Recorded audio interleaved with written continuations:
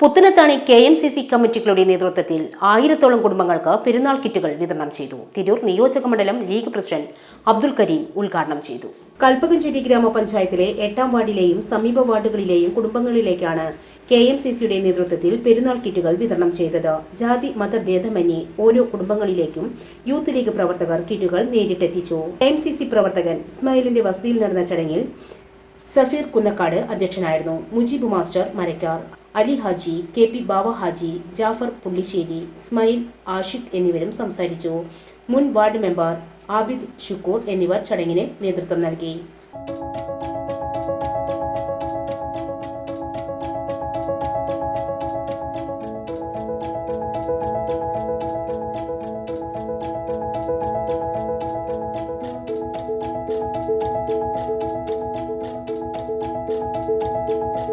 ഇനി വേണ്ടതെല്ലാം വേണ്ടുവോളം വിലക്കുറവിൽ നിങ്ങൾക്കായി മലപ്പുറത്ത് സമ hyper market, Tirur road, Mylapuram, Malappuram.